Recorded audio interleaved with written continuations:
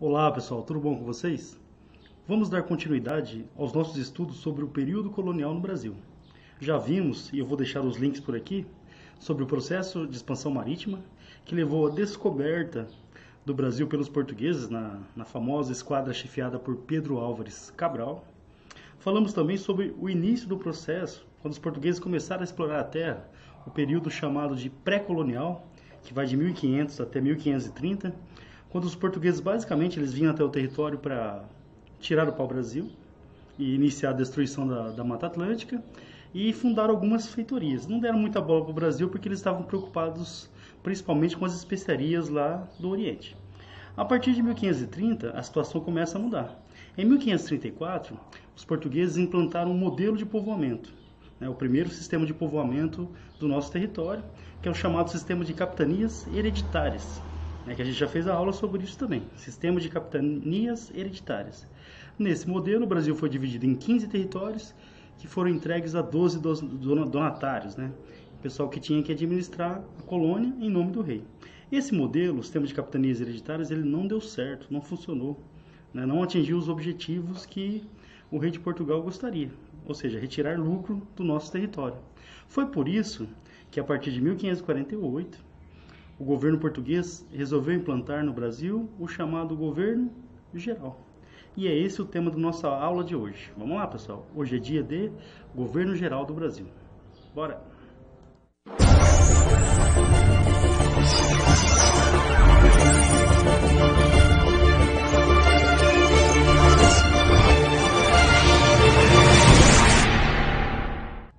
Olha só, pessoal. Então, a imagem, esse personagem aqui no canto, ele é o Tomé de Souza, que foi o primeiro governador geral do nosso país, tá? Então vamos retomar alguns pontos. Primeira coisa, motivos. Pode printar porque vai cair. Se cair sobre esse tema aqui, essa é uma das questões que mais cai. Por que o governo português ele resolveu implantar o chamado governo geral? Tá ali, tá em vermelhinho. Fracasso do sistema de capitanias hereditárias.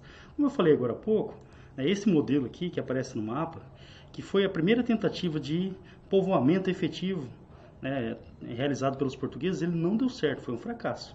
Com exceção principalmente de duas capitanias, São Vicente e Pernambuco, e principalmente Pernambuco, que foi a capitania que mais deu certo mesmo. Então, para tentar fazer o povoamento, a colonização funcionar, o governo mudou a estratégia. Uma tentativa está em verde, pessoal, então anotem. Uma tentativa de centralização administrativa, vou centralizar o poder para organizar melhor a colonização.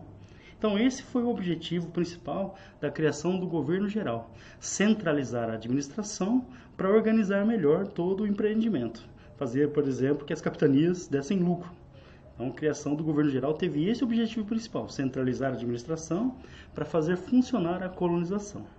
Bom, outra coisa importante, agora está em negrito, é desenvolver as atividades econômicas, é lógico, O que o governo português queria com o Brasil? O governo português queria que a sua colônia desse lucro, rendesse renda, rendesse riquezas para o rei, para o governo português. Então, o principal objetivo do governo geral é o desenvolvimento econômico da colônia. Eu coloquei um dado interessante, está no slide.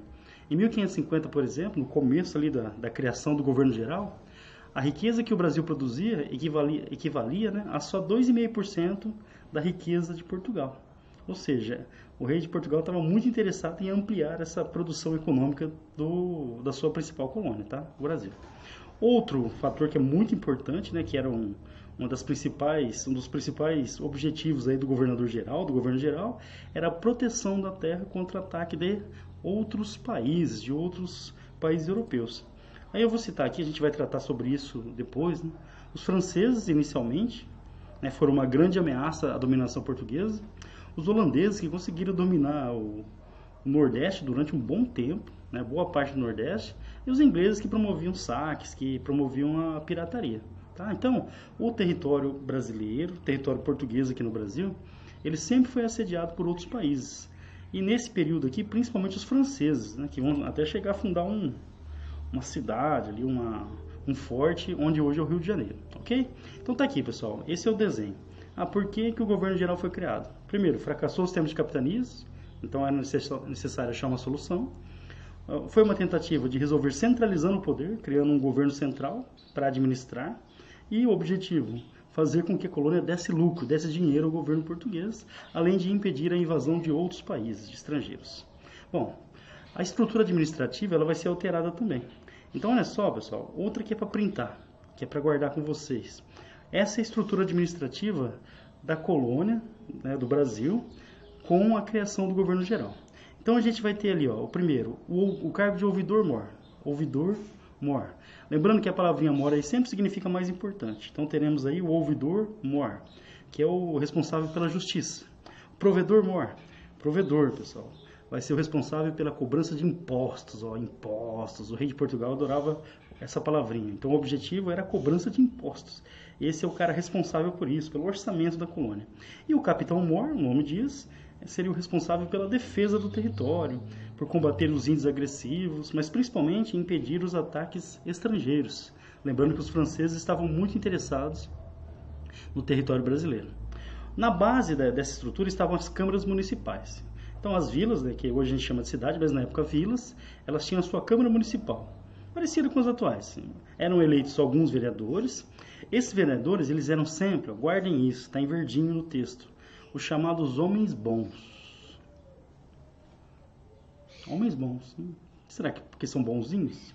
Não, os homens bons nesse caso aqui são os ricos, a elite, aqueles que tinham terras, aqueles que tinham dinheiro nesse período. Então, são eles que nas vilas vão dominar a política.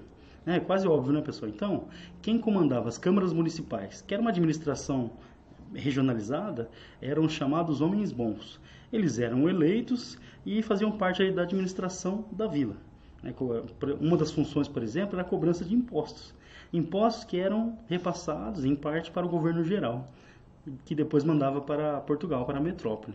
Então, a gente vai ter essa estrutura administrativa regional que, muitas vezes, vai entrar em conflito com o governo geral porque os impostos eram muito altos, não queriam pagar os impostos, tá? Então, se a gente for dividir, olha só, isso é muito importante para o vestibular.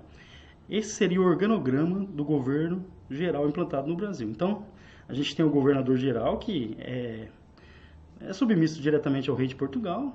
Aí os três cargos importantes abaixo dele: o ouvidor-mor, que vai cuidar da justiça; o provedor-mor, que vai cuidar das finanças, da cobrança de impostos; e o capitão-mor, que vai cuidar da segurança.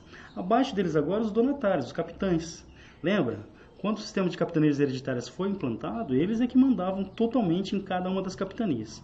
Com a centralização, na hierarquia, os donatários, os capitães, eles estão abaixo, né, do ouvidor, do provedor, do capitão e abaixo do governador geral.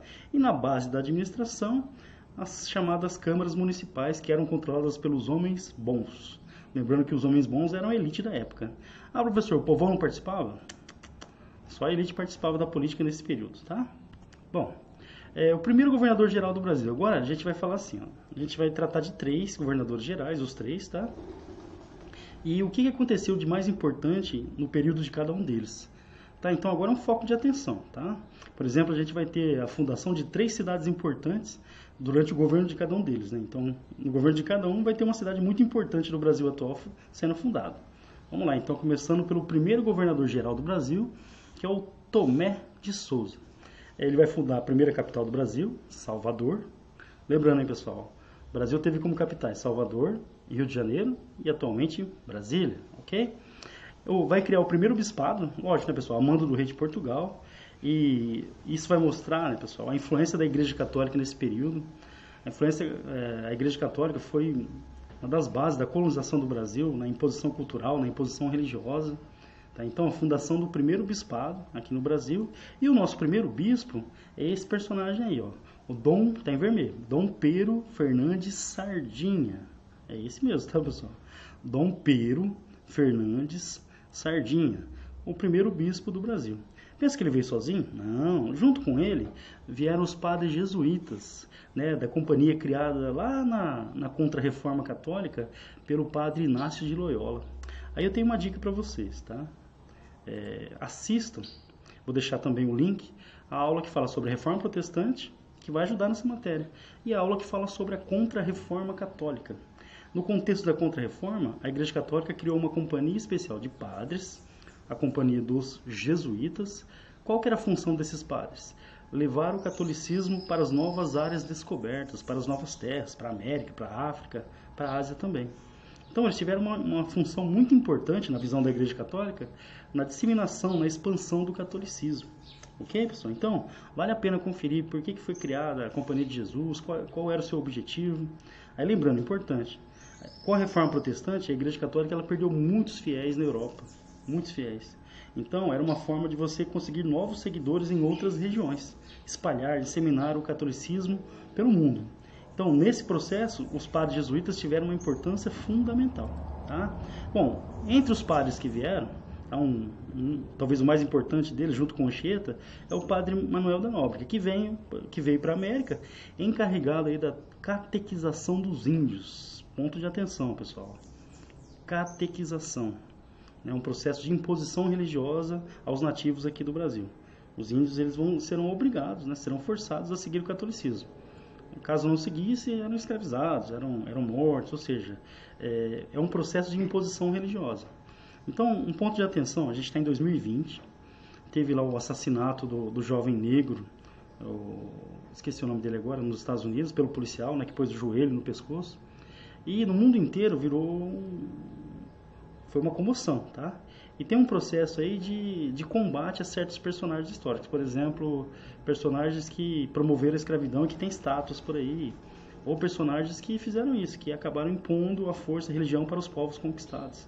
Tá? Então é um grande debate aí que existe no mundo hoje, né, sobre a ressignificação desses símbolos, né, desses personagens que foram durante muito tempo tratados como heróis, né? Inclusive, por exemplo, a estátua de Colombo, o pessoal não sei se derrubaram, mas eu vi a notícia por cima. Lá na Inglaterra derrubaram de um mercador de escravos. Tá bom, pessoal? Então, ponto de atenção. Tá? Os padres jesuítas, eles foram responsáveis pela catequização, ou serão os responsáveis pela catequização dos índios. Você elimina a religião nativa, lembrando que os índios brasileiros, eles tinham a sua religião, as suas crenças, e você vai impor o catolicismo aos nativos. Certo? Tá? Um ponto de extrema atenção. E outra coisa, os jesuítas eles eram responsáveis pela promoção do catolicismo em todo o território, inclusive para os portugueses, né? Para a manutenção e o reforço do catolicismo aqui no território. Bom, o próximo governador-geral, depois do Tomé de Souza, é o Duarte da Costa. Esse que está aparecendo aí na imagem para vocês. Ok? Esse é o Duarte da Costa. Bom, junto com o Duarte da Costa, vem a segunda leva de padres jesuítas, agora chefiados pelo padre José de Anchieta. Esse, pessoal, é um personagem aí para a Igreja Católica muito importante. A Igreja Católica deu a ele o título de o Apóstolo do Brasil, e ele foi canonizado, ou seja, foi transformado em santo pelo Papa Francisco, que é o Papa atual, em 2014. Tá? Então, um padre jesuíta transformado em santo, né, pela Igreja Católica. Entre as coisas importantes que o José de Anchieta fez, tá, pessoal, em relação à colonização do Brasil, está a fundação do Colégio de São Paulo. Olha só, pessoal, a imagem, tá? A imagem do Colégio de São Paulo, que teria sido o berço da cidade de São Paulo.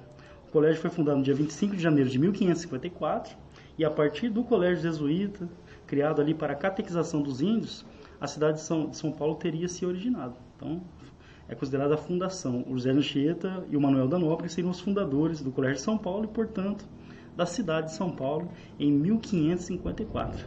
Lembrando, né, pessoal, que era uma vilinha que acabou se tornando uma das maiores cidades do planeta, com mais de 10 milhões de habitantes. Tá? Bom, no governo de Duarte da Costa vai começar um conflito entre ele, o governador-geral Duarte da Costa, e a igreja. Por quê? O que estava pegando?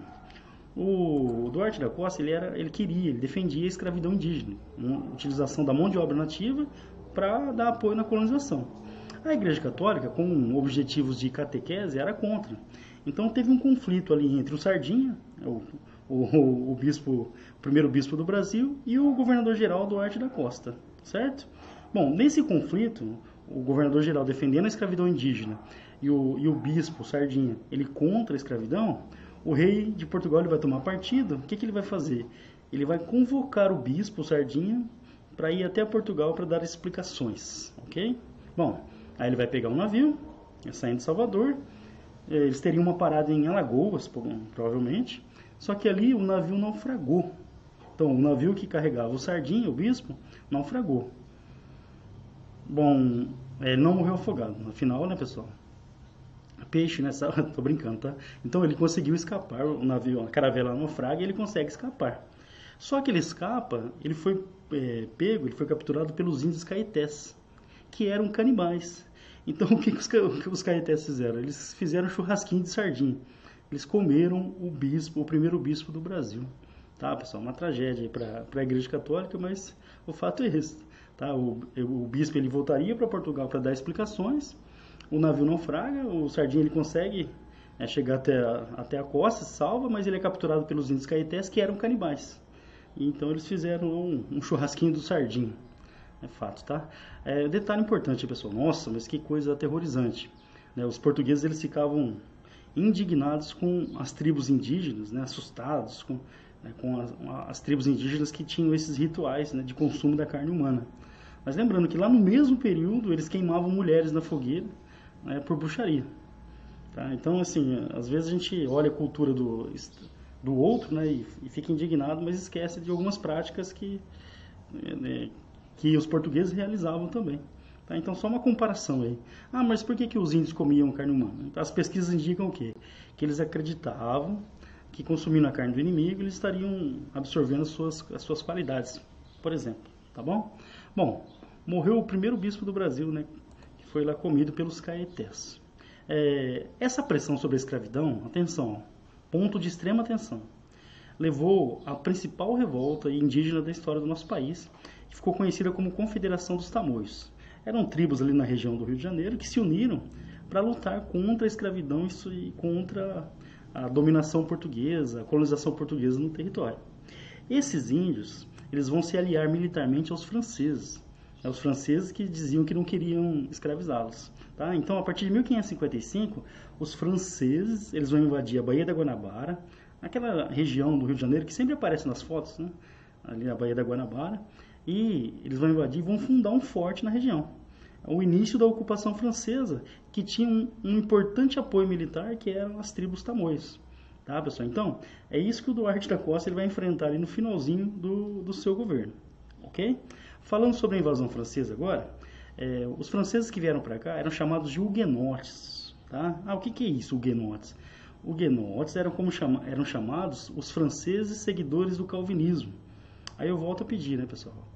Assistam a aula sobre Reforma Protestante, que lá eu falo sobre João Calvino e a criação do calvinismo. É uma igreja que tinha uma visão mercantil, né, da salvação. Por exemplo, os predestinados seriam as pessoas bem-sucedidas. Só que na França, a maioria era católica. Então, quem seguia o calvinismo, quem era huguenote na França, era perseguido. Então, muitos huguenotes fugiram. Não só para o Brasil, né, mas para outras regiões. Mas parte desses huguenotes, eles fugiram para cá devido à perseguição política e religiosa. O governo francês achou ruim? Lógico que não, eles também tinham interesse aqui em ocupar o território. Quem liderou essa invasão, essa ocupação francesa, foi o Villagainon, tá, pessoal? A imagem dele está aqui, ó. Esse personagem aqui. Olha a cara de bravo dele. Ele que vai liderar aí a força francesa que vai dominar a região da Baía da Guanabara, onde hoje fica o Rio de Janeiro. Lembrando que eles conseguiram permanecer ali por 12 anos, principalmente porque eles tinham o apoio dos índios tamoios, tá? A derrota francesa ou a expulsão francesa, ela só vai acontecer no governo do próximo governador-geral, que é o Mendes Sá. Ele e o Tomé de Souza, os dois mais famosos. Bom, o que o Mendes Sá vai fazer diferente? Primeiro, com o apoio do padre Manuel da Nóbrega e do José de Anchieta, ele vai conseguir acalmar os tamoios. Então, ele vai conseguir desfazer aquela relação, né, aquela aliança militar dos tamoios com os franceses. Quem conseguiu isso foi o padre José de Anchieta e o Manuel da Nóbrega, onde eles assinaram um acordo que ficou conhecido como Paz de Iperói. Ok? Então, parte dos tamoios, não todos, lógico, né? Eles encerraram a aliança militar com os franceses. A expulsão dos franceses ficou a cargo do sobrinho do Mendes Sá, o Estácio de Sá, que lá no Rio de Janeiro, pessoal, até hoje, olha só, é o nome de uma importante escola de samba da região, em homenagem a ele mesmo. O Estácio de Sá ele vai fundar um forte, também ali na próxima região da Baía da Guanabara, e é desse forte que vai ter origem a cidade do Rio de Janeiro. Então ele é considerado o fundador da cidade.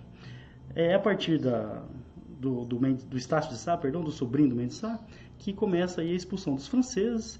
Eles também, os franceses, huguenotes, tinha católico no meio, eles brigaram entre eles e isso facilitou também a expulsão. Mas o fato importante é que quase que os franceses conseguiram avançar na colonização e tomar o Brasil de Portugal. Tá, pessoal? Ah, mas não foi só no Rio de Janeiro, mas né, se demora mais um tempo para expulsar, talvez o governo francês tivesse dado um pouco mais de apoio, certo? Bom, com o fim do governo do Mendes Sá, o governo português viu que o negócio não estava dando muito certo, o governo geral, que seria a solução para resolver os problemas, né, também não deu muito certo. O que ele fez? Ele resolveu dividir o território, lembrando, até a linha de Tordesilhas, em dois: o governo geral do norte e o governo geral do sul, ok? Aí logo a Espanha vai dominar o território português, que vai a chamada União Ibérica, mas isso a gente vai contar em outro vídeo, beleza, pessoal? Para não ficar muito longo, né? Dizem que no YouTube os vídeos não podem ser muito longos, porque o pessoal não... mas tem assunto que não dá, né? Tem assunto que é longo e não tem o que fazer. Esse ficou curtinho. Nas próximas, tá, pessoal? A gente vai falar sobre a fase econômica, né?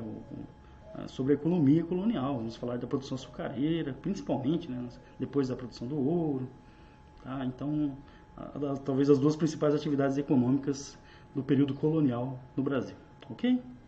Bom, pessoal, espero que tenham gostado e que eu tenha ajudado aí na matéria para vocês, tá? No entendimento sobre a colonização do território pelos portugueses.